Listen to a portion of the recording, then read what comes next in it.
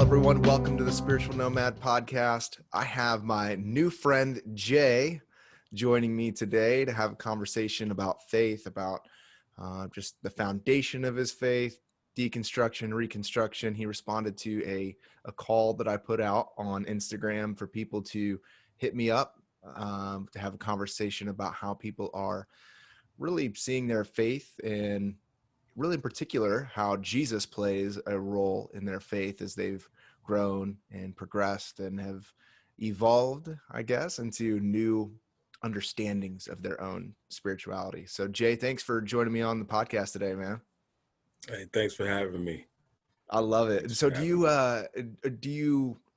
this your first podcast or have you done others? It is my first podcast. I've been thinking about maybe launching one day, but I'm very busy. But one day I've got to do it. I've got to do it. You just got to do it, man. Yeah. You have such a good voice for podcasting. So I feel like you have like a very easy listening voice, which is kind of a weird sort of thing that I have with podcasts. Like, because with podcasts, you're only using one of your senses, you know what I mean? And so like the tone and tenor of voice is really important. So I'm going to encourage you in it, man. I think you should do it. Hey, appreciate that, man. Thanks. Yeah. Yeah. So tell me a little bit about why you responded. What about the post did you feel like resonated with you? Yeah. Well, I'll have to tell you, spirituality is it's one of my I guess core values. Taking different inventories.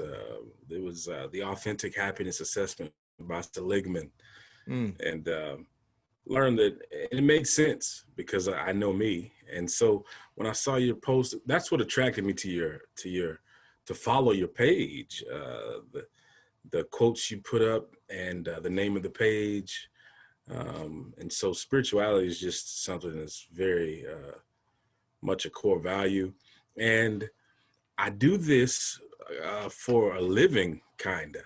Really? So tell me about Yeah. that. I'm curious about how spirituality became to even be a value, So Yeah. where was the origins of that? And then how are you like flowing into that now?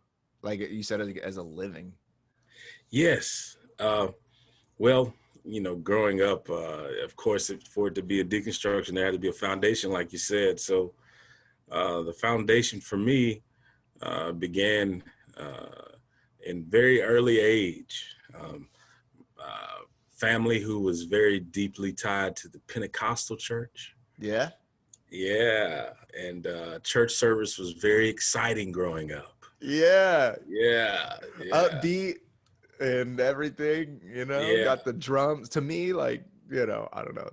I'm a drummer, so I love some of the Pentecostal upbeat drums, and everything. Yeah. Tell me more about that. Folks running around, it was just always excitement. So a lot of tongues. Oh man. Oh man. Lots of jumping and stuff. Yeah. And so it was lit.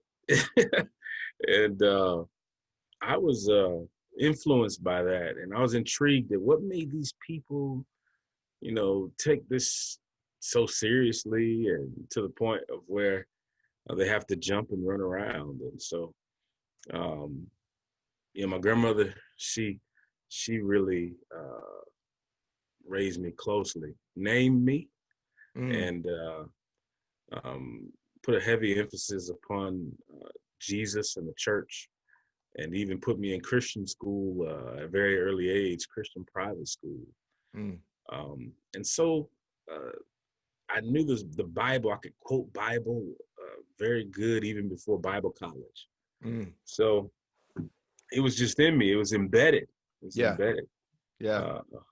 My grandma took that scripture seriously about training up a child. Yeah. So yeah. Was there any resistance, like as a kid, as she was kind of leading you and guiding you? Do you feel like you had any resistance, or were you just like a sponge to all of that? I was mostly a sponge. Of course, underneath that, looking back, I could admit the parts of me that I repressed because I wasn't bold enough to say it to her. But yeah, there were parts of me that was just like, man, screw this. I don't want to curse on the podcast, but Oh, screw you're this. fine, man. Okay, You're okay, fine here. okay. Yeah, yeah. Growing up underneath to yourself, you're like, man, fuck that. Right. But for the most part, I was good at it. As a 3-year-old, I could say all the books of the Bible backwards and forward. They have me on video saying it at 3 years old. Wow. In front of the church. So the self-efficacy, Yeah. I did something well, and so I kind Mm. of chased that. And so I pursued it when I got older. But Did you go into Bible college then? You yeah, kind of referenced that some. So that all of that led to you eventually taking it as serious as a vocation, right?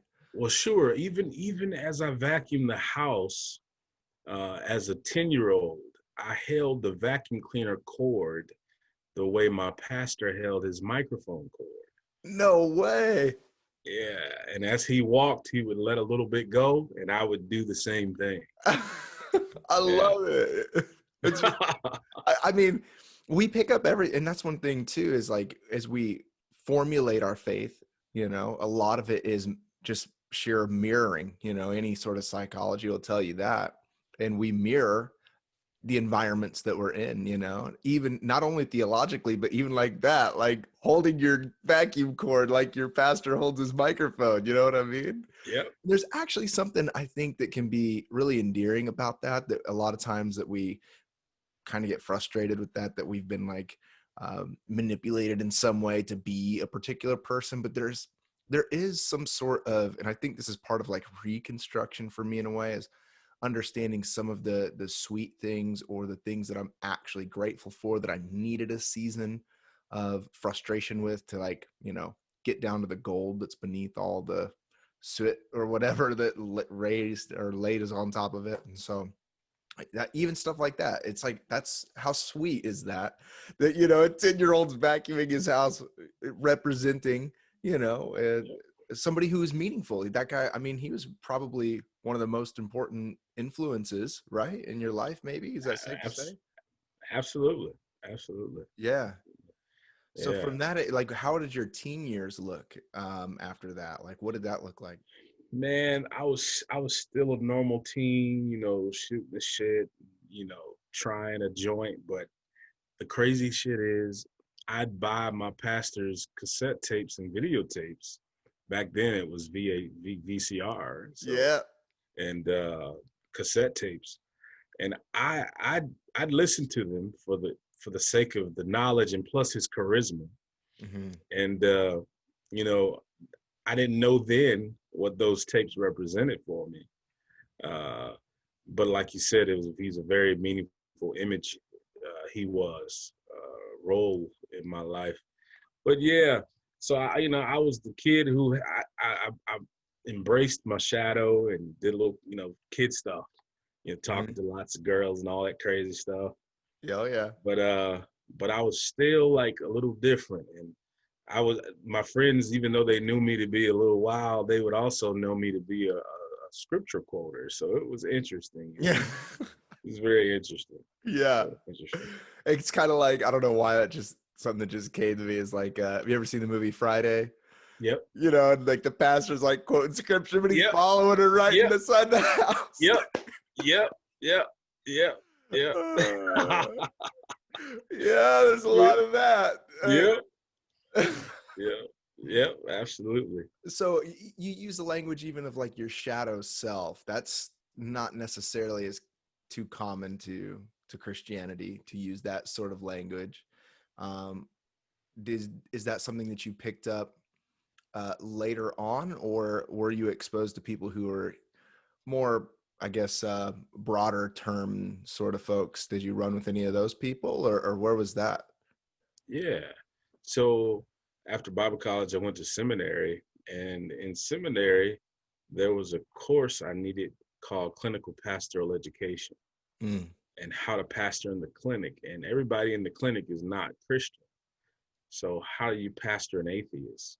And so I began learning that from, I call them gurus, but they probably wouldn't. But they were all the same thing we're talking about now, the deconstruction. They were all staunch Christian, and then they began expanding their theology and moved into Buddhism, and now even probably universal. Uh, and so I still study with them now, but even though I met them about 8 years ago, but that's when my theology started expanding tremendously. And then I got a mentor who was not only a pastor, but he was also a psychologist. And he mentored me for 2 years. And where'd you hook up with him? Where'd you find him at? Well, through the clinical pastoral education, okay. I asked one of the fellows, one of my supervisors, for a good solid therapist, and it turned into a mentorship after he introduced me to the fellow. So rest That's in peace, really Dr. cool. Nick. He just died probably in June. Oh, yeah, man. That's so cool. So where did you find yourself going after that? So was the goal of going through seminary and going through all of this to be more on the clinical side of that, or did you have a desire to like be like a clergyman in a local church? Like what was some of the direction through some of those years? Yeah, crazy shit, man. Because I described to you how I am, I embraced my shadow and still embraced my Pentecostal background. Yeah. Simultaneously, and I believe I decided I wanted to only be a chaplain. Yeah. I didn't want to be a pastor because I knew I was a little wild. So I said, I'm going to be a chaplain. There you go. I can't be a pastor, Then I became a chaplain and realized, hell, it's pretty much the same thing. But Yeah. Right? yeah, but I have a chaplain friend, and he's like, man, I thought that this was gonna be kind of similar to what you're saying, He's like, I thought I wasn't gonna have some of the responsibility that I was gonna be expected to have. And he's like, turns out I feel like I have more. It's like I'm like, hey, God has a way of coming around and getting you. yeah. That's exactly right. So yeah, God came in the back door, if you will. But yeah, and now I pastor as well in the Methodist tradition. Okay. But my heart's in the clinic, and so I now teach pastors how to pastor in the clinic. Like when I came in, I'm being trained now by those same gurus to do what they do. Yeah. That's awesome. And so this has been your path for pretty much your whole life. Yeah. What was it like for you? Like, at what point did you feel like you were starting to have different interpretations of scripture, or even different interpretations of your own experience?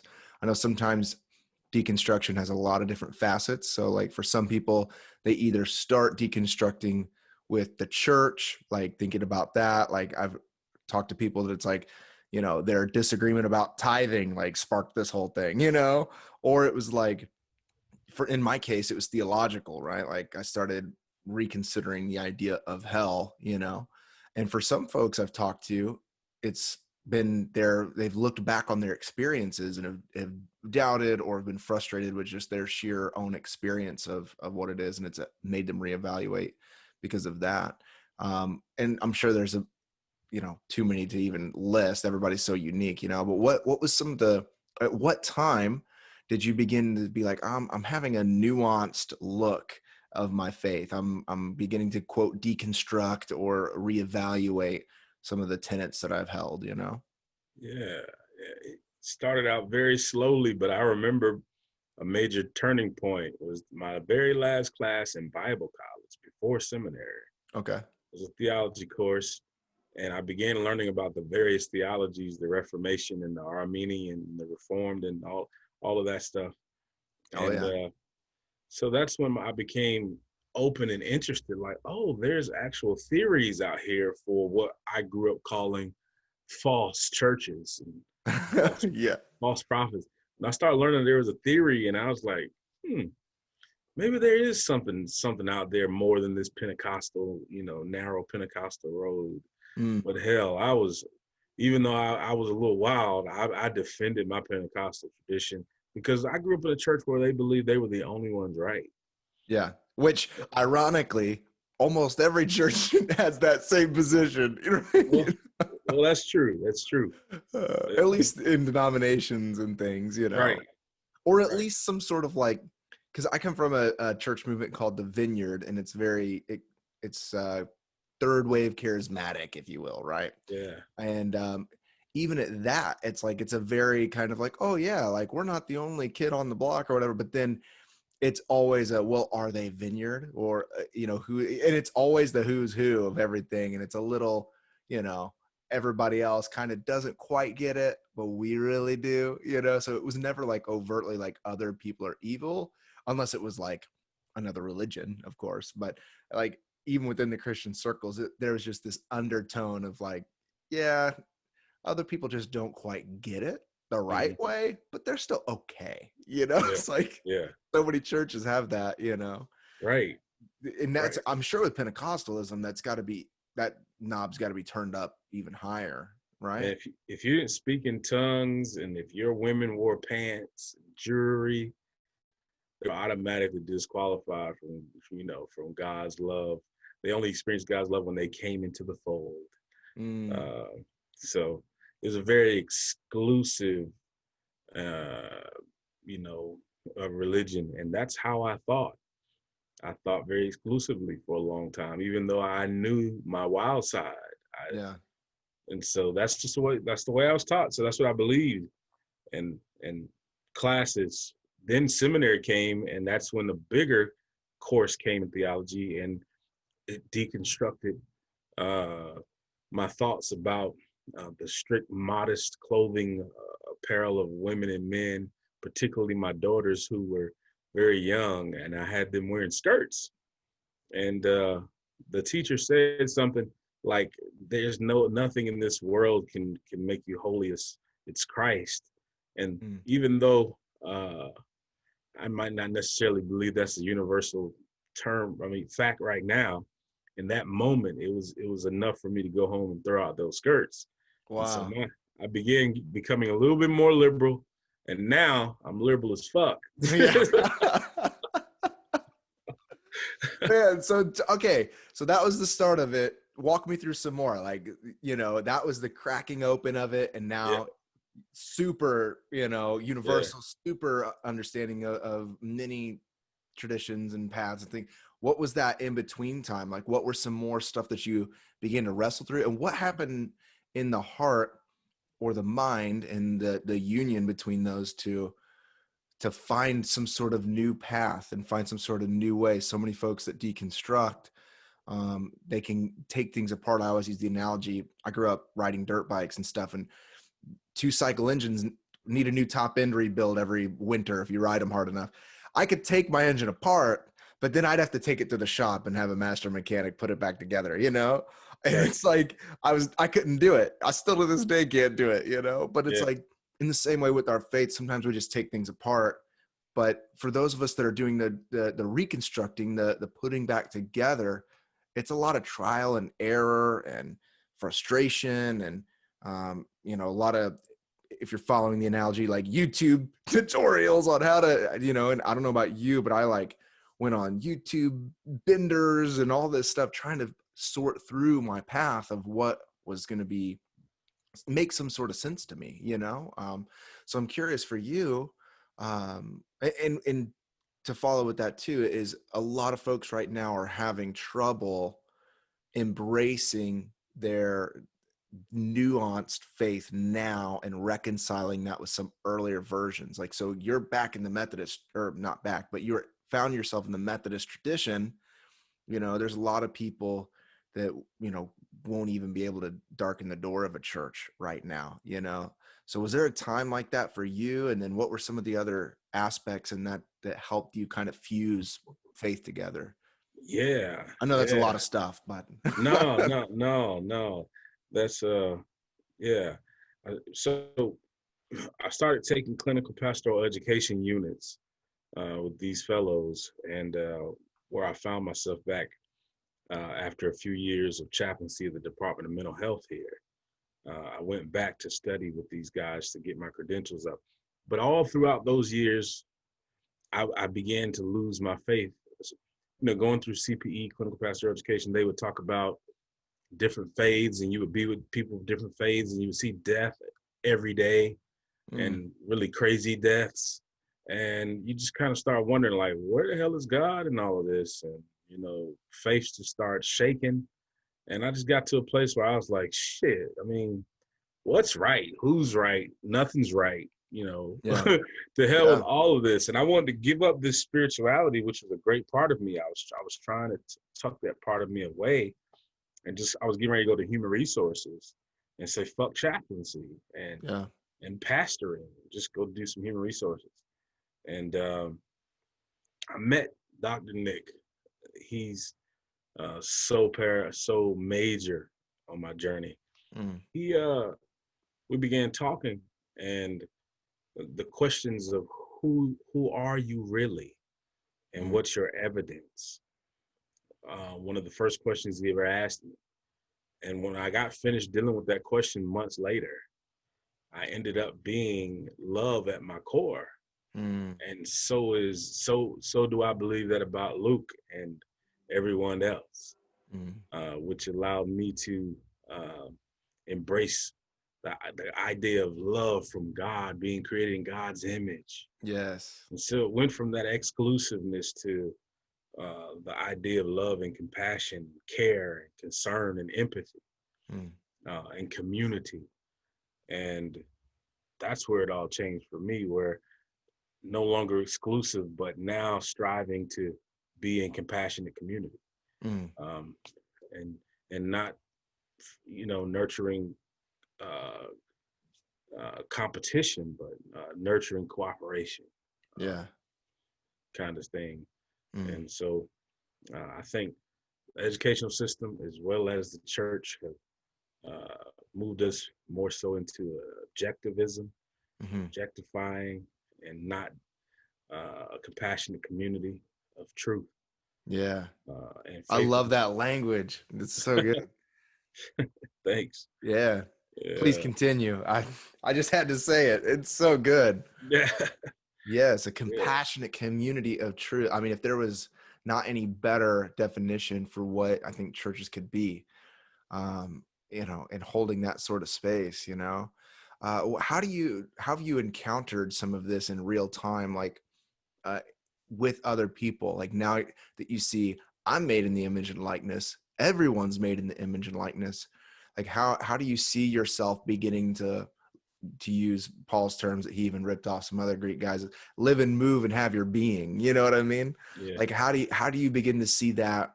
And how did you begin to see that, like, shape the way that you live? Mm-hmm. Yeah. And so taking a look at the self-image, uh, and so I dealt with the being, who are you really? And what's your evidence? I dealt with my being first because I was putting my doing before my being. Yeah. And that was detrimental. And I was valuing myself for what I was able to do and how much of it, versus just being in God's image and Yeah. being love. Uh, and so I started looking at my doing afterwards, Yeah. and I make sure it aligns with my being. Yeah. Uh, and so if I'm doing something and it's not aligning with my being, there's a conflict inside. When I would do good, I don't do good, you know, kind of thing. That inner conflict is Yeah. happening. So, you know, becoming aware of that and wanting to aspire to continuous growth, uh, rather than the old pattern of destruction and Yeah. self-sabotage, but moving towards continuous growth in community of self and community with those around me and nature and God. So yeah, I think it was the next step for me was analyzing or looking at my behavior and ensuring it aligned with my doing. Because if I'm a creator and love at my core, then where's my evidence? I should be doing creative, loving things. Yeah. Yeah. Yeah, yeah, yeah. I love that. I love that. Sorry. I think, 1 second here. Yeah. Okay.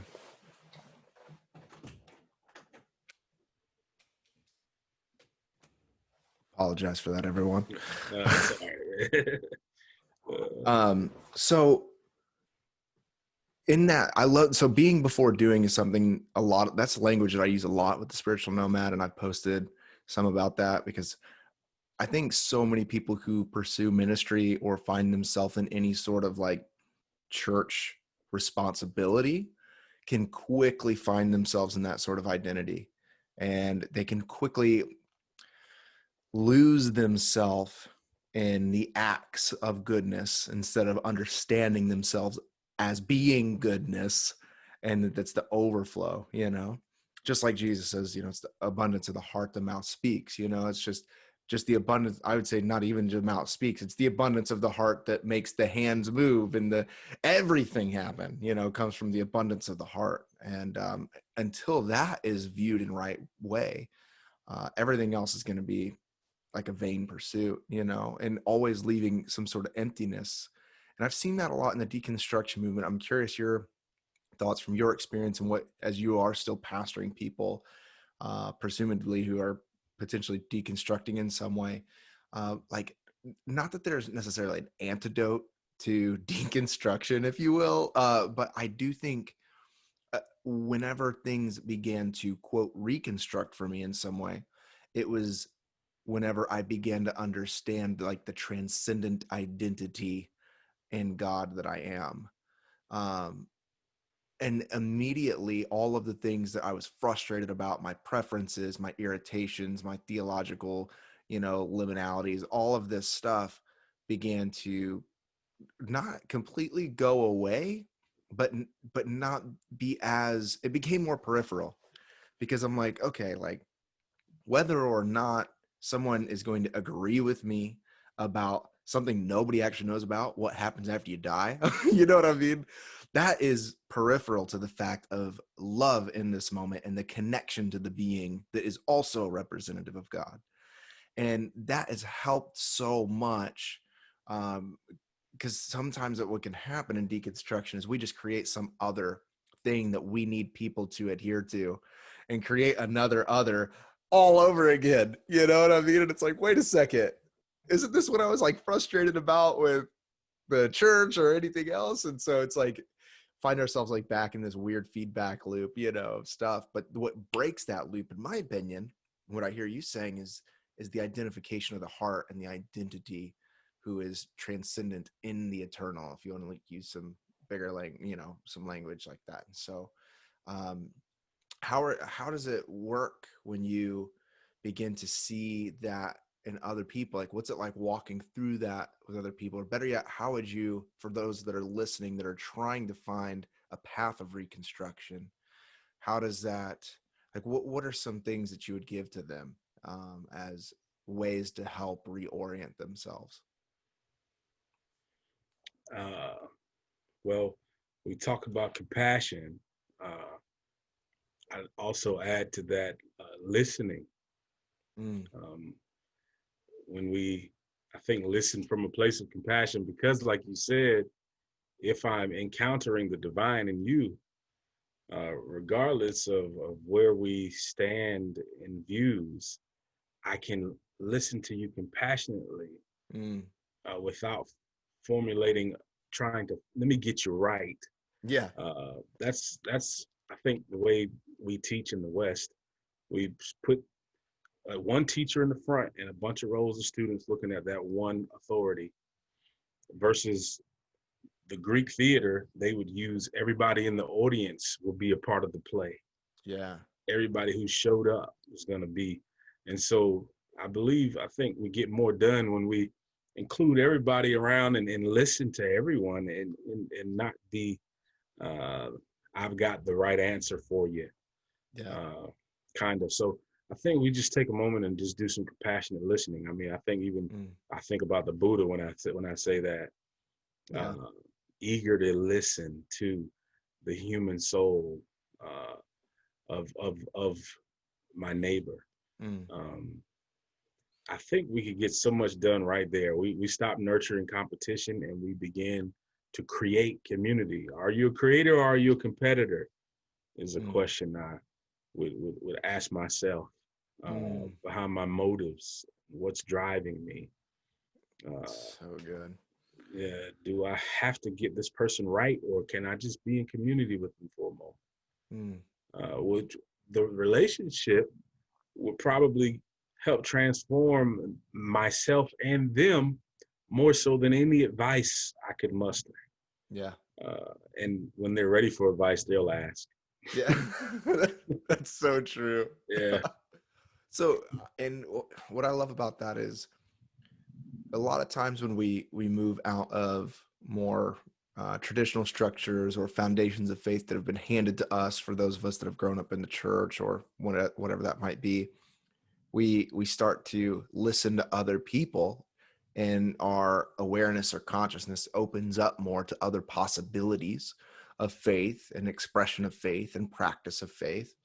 And then we begin to adopt some of those things, see what works for us. And we tend to have, with people who are not in our own faith tradition that we come from, a lot more compassion and grace and understanding than we do listening to those who are a part of whatever faith that we have come from. Um, and so a big part of maturity, I think, for me is looking at like, okay, like, can I have the conversations not only with the person who has these more new ideas, and knowing that I'm kind of more prone in my personality to be curious and to like new ideas anyway, but can I still learn from the tradition that I came from? Is there still gold to be had there? Did you go through a time where you felt like it was hard to listen to the voices of the pastor that you listened to growing up, or people in the Pentecostal vein? Like, do you take from them now at all, or what's your relationship like with your earlier versions of faith? Yeah. Yeah. I had to reconstruct some of the meanings, uh, of my faith tradition and my formative theology. Um, they had various traditions that were meaningful to me that I quite naturally use without knowing, uh, such as they had something called, tarrying, uh, where you waited at the altar for the Spirit to come and empower Mm, you. And I use that, in my patient care. mm, Uh, tarrying just means to wait, and I can wait at the bedside, for empowerment as I listen compassionately. mm. We're both empowered and in tune with each other.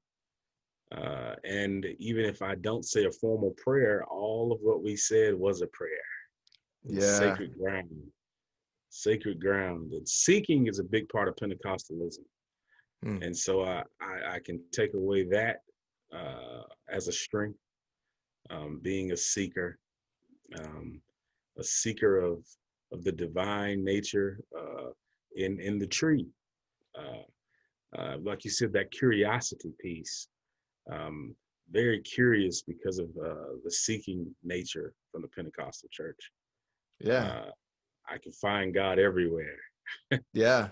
Yeah, Yeah, yeah, I love that, man. Like, even I know some of my people who I'd run with in the past, I'd say, "Seeking God in the tree. What are you, a pantheist now? Like, what's up with that, man? And man, I've actually found a lot of stuff through a version of pantheism in a way. I like a lot of the panentheism. me too. I love that. Me Like, too. it's like it includes, but it's this, to me, it's like the most biblically true, if I can use that. And it's so, if I can get any little piece of my brain around God, which is a funny thing, but if I can try, I'm like, I think that would be it. It would be overall, in all, through all, includes, but yet is greater than like all of this, and Yeah. there is some sort of awe and wonder, I think, that's included with that I think Pentecostal or charismatic versions of faith do impart to you, more so than more of like an evangelical or reformed tradition. I got real into heavy reform stuff for a little bit, um, really into Calvinism and all of that. And man, like whenever I look back, I'm like, it's actually my earlier um, charismatic experiences that have really been the sweetest and the most transformative to me in those places. It's like, sure, like the other taught me how to like look at the Bible like a math book, but at least like my charismatic, which borrows from the Pentecostal tradition, is like, we are going to literally encounter the Holy Spirit in a infilling way during worship. You know what I mean? And it's experience based, is that something that has helped inform, like experienced based stuff from Pentecostalism? Has that helped inform any of the way that you live now or what you do now? Because I know my dad grew up in a Methodist church, and it's not as much that, so Right. how does that work in your life now in real time? Yeah. Well, I wait for the experience, like even in this conversation, in the Pentecostal church, they would wait for the Spirit to come, and this pastor may not prepare a message. Yeah. He'd wait for the Spirit to come, and I like to do that with people in my interactions. I don't like to be so calculated. Yeah. I like to be with them and wait to see what the truth is going. Instead of bringing all the truth, let's see what truth will emerge. Yes. And that's what the pastor did in the Pentecostal church. He didn't bring all of the written truth that he wrote, but he read a little bit, he'd show up and he freestyle it Yeah. and wait for the Spirit to come. And Yeah. the truth is here now. Yeah. Yeah, I love that. Do yeah. you still talk to anybody from those circles or people that you were hanging out with in your earlier versions of faith? Uh, yeah, slightly. There are a few people here and there that I talk to here and there, not necessarily very close. Because for a while there, I did have some animosity as I was breaking, as something was being birthed in me. Yeah. Like I ascribe to the panentheism as well, God and all, right? And but a lot of folks from the old days, when I talk to them, they get really quiet. So I just like, yeah, let's talk about something else. Yeah, so talk to me a little bit about that animosity that you're feeling. What was that like? Like, um, is it because of where they were and you were frustrated with they were, or part of where maybe even some people I've talked to, it's like, man, I'm frustrated. Like, why can't I just keep believing this? Why can't I just stay in here? And I've seen the two nuanced parts of that. They're frustrated with those folks or with their beliefs, or they're frustrated with themselves and their own emerging beliefs. I know it's very like dichotomy, but which one of those did you think you found yourself in? Now I remember struggling with my faith, being very, very angry about that.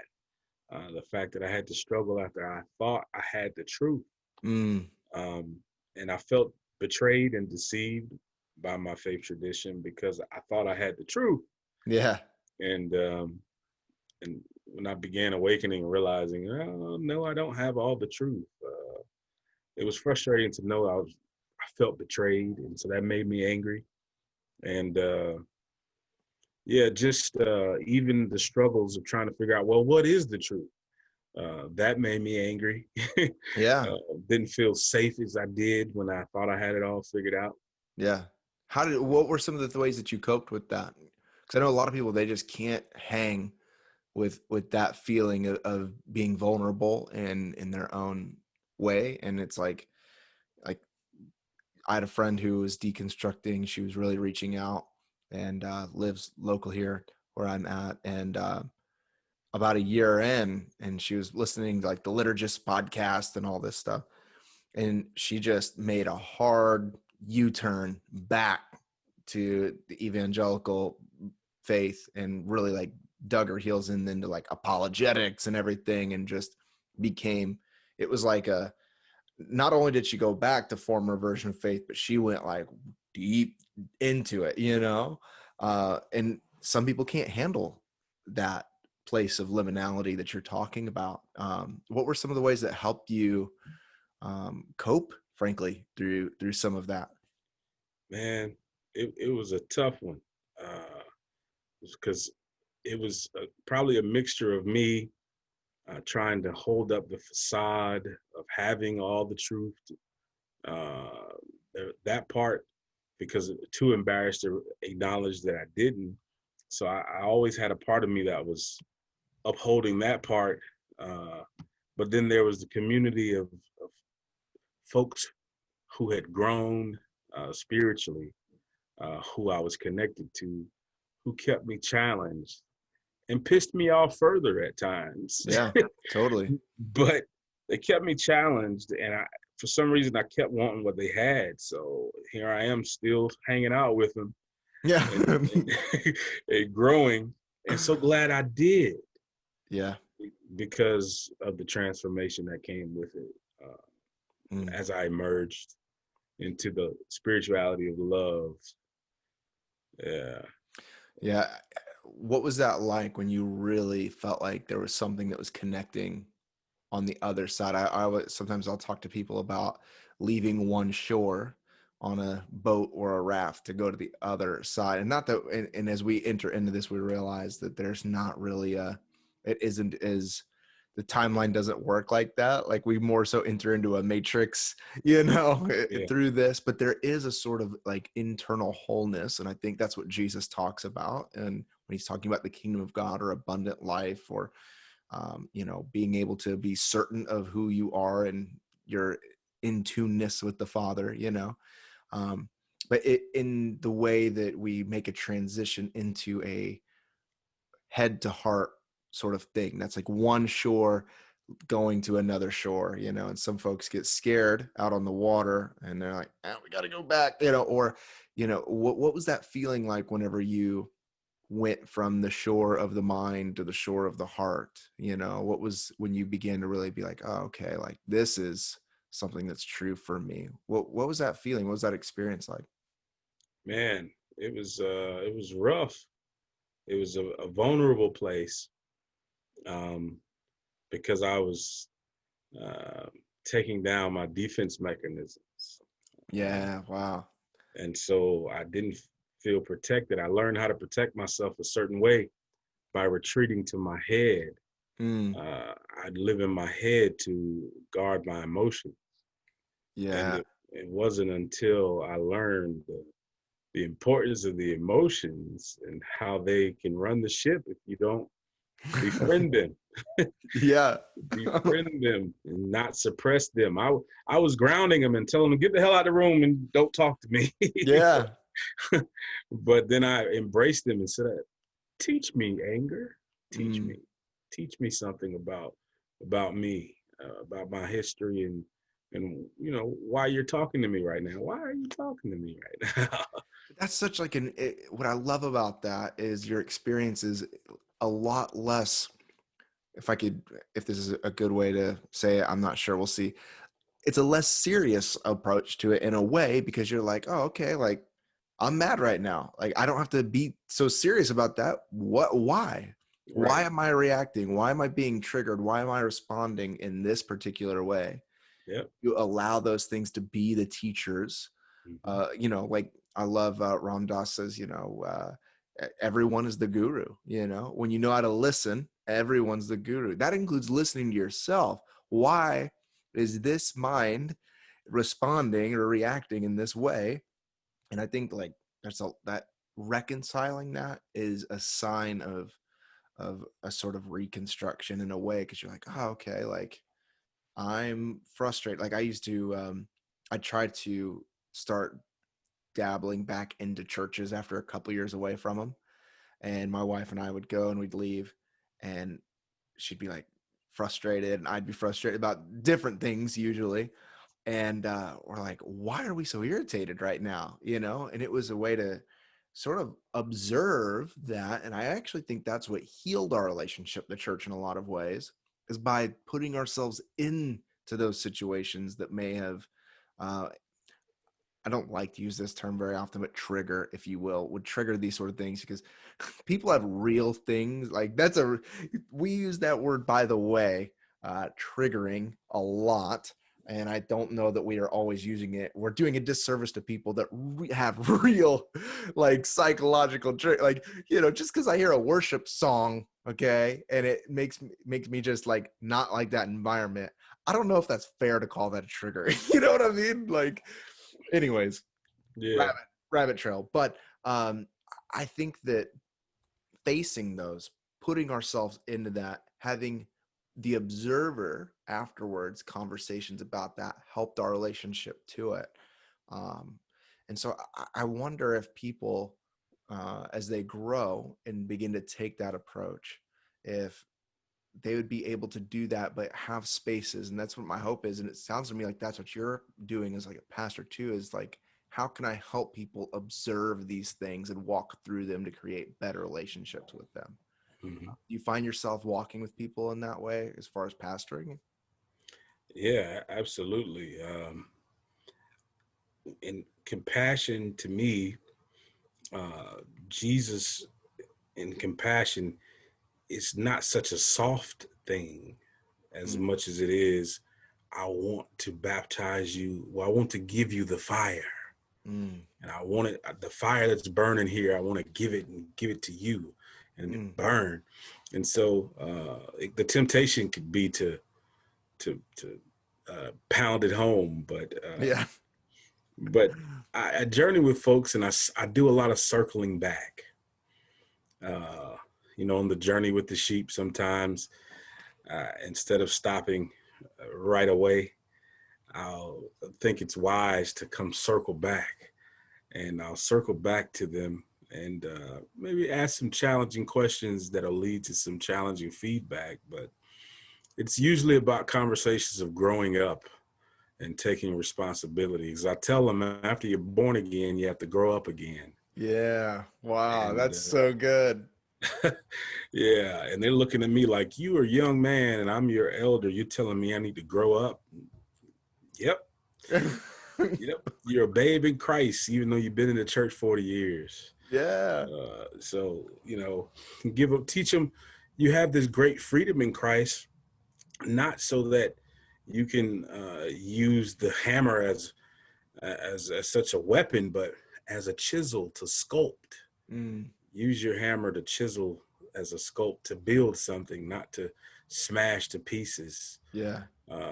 And so they want to be judgmental with what they see as the truth. And I'm teaching them that truth is listening and responding accordingly. Mm, That's truth. yeah. And that's obedience to the truth. Jesus says, I am the truth. Mm, He didn't say, I'll tell you about it. And so to be in relationship with him is truth.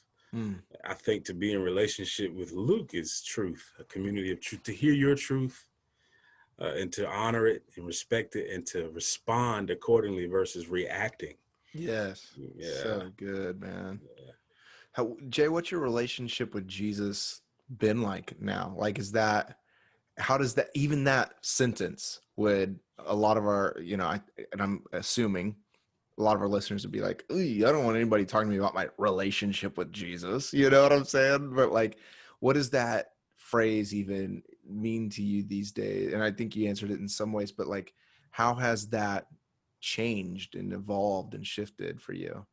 And how does Yeah. Jesus play a part in all of this now with you? Yeah, because I don't even know that you have to have your faith in Jesus to you don't have to put your faith in Jesus uh, to be in community with truth. Mm, And so I like to use Jesus for me because it's part of my foundation.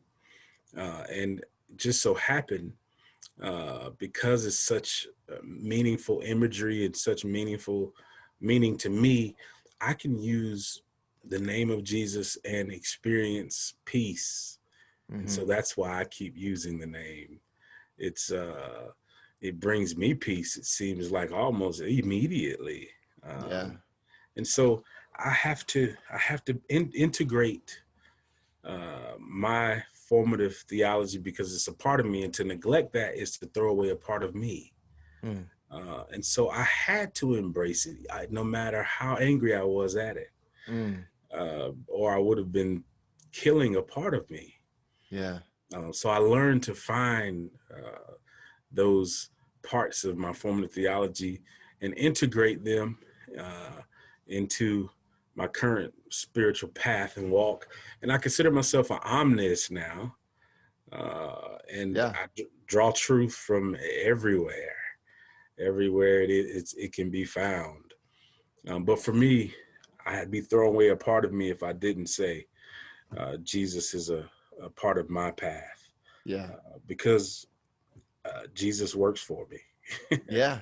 Yeah. Yeah, yeah, So I feel that same way, and I, at some point I had to come to the conclusion of why am I frustrated with Jesus, And that's that same sort of observing question. There's friction there. So apparently there's something that's trying to be sandpapered off of me. You know what I mean? Like yeah, once the sandpaper gets smooth enough, there's nothing else that, that part's done, right? Like where it's more coarse, it needs it, And I'm like, right. why, whenever I encounter this, the sandpaper comes out and it feels uncomfortable. Oh, well, there's a whole lot of things to that, but part of it is just like accepting and reconciling, like, this is a part of who I am.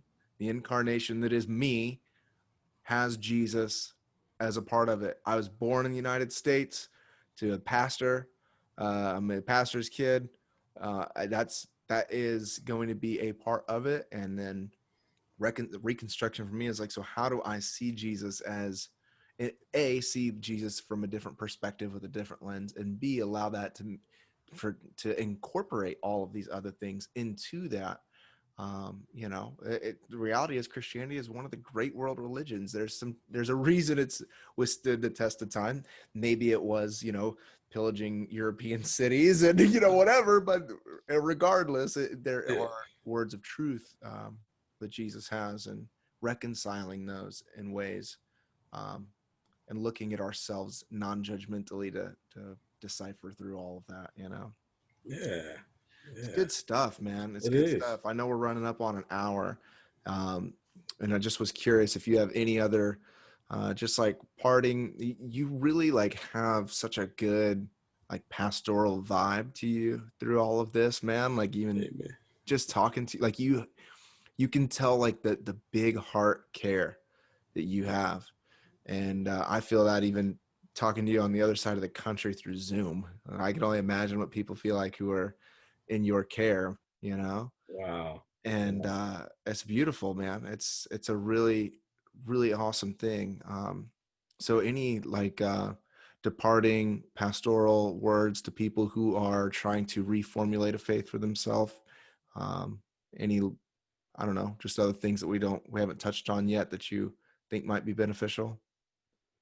Um, well, for starters, I could add to the last piece I was mentioning about Christ working for me. Yeah. It reminds me of when I said that, I thought about Carl Jung and how he says, "I don't believe there's God. I know there's a God." And he explained it, because of how well his faith, he used his faith and how well it worked for him. Yeah. That's how he knows. And Hmm. I admired that coming from a psychoanalyst who was an omniist as well. And when he Yeah. said God, he wasn't just talking about Jesus, if you will, but God. And like you said earlier, about being above all and in all. Uh, but for me, I think it would just be to surround yourself, to add to that note, to note that I know God. But to add to that, I would just say to surround yourself with the community, of folks like who create that non-judgmental space, and you can let out your frustrations, your joys, your pains, your angers. We all need that safe space, free of fear, free of judgment, where there's acceptance and challenging feedback, to Yeah. not be excluded from that. But I believe, and to tell your story, but you have to have the right place to do that, to process your story. And I believe telling your story is the first part of the healing process, to reconnect with yourself. Because for me, trauma is a disconnect in the self Mm, more so than the traumatic event. mm. I don't have to be disconnected from myself. In fact, it is true worship to be connected to myself, because I'm created in God's image. So just value the community of self and the community around you, because God has placed many gifts within just being in community with self and others, that I would have to leave with that connection and community Mm. and compassion and courage. All of those C's, just uh, let them be part of you and walk in them and integrate them, and let it be your spiritual practice. So good. What a beautiful way to end it. The 4 C's from Pastor Jay today. Man, it's been really fun talking to you. You're very kind and very personable and great listener. And I'm really glad about what you're doing. And just keep striving, keep pushing, and keep doing what you're doing, man. I really appreciate the opportunity to come speak to you. Oh Uh, man, thank you. It's been an honor. It's so good. And do you have anywhere where people can catch up with you, or do you? I know you're thinking about starting a podcast. Do you do any blogging or any uh, websites you want to point people to? you know, I'm always available on Facebook as well. Just Jeremiah page, Jeremiah 4She page to be exact. Yeah, I'd Awesome. love to connect there as well. Yeah. So good. So good. Man, thank you so much for being on the podcast. And friends, certainly reach out if you have thoughts, questions, if this percolated anything, by all means, reach out to one of us. And we're here to help. I'm a pastor, man. Jay's a pastor. We have a lot of stuff with that sort of language, but in the truest sense of it, I think we just want to help people grow and be all that they can be in the divine. And so reach out, friends, reach out. That's right, man. On the journey with them. Yeah, On the so journey good, with them. man. Yeah, Thank man. you.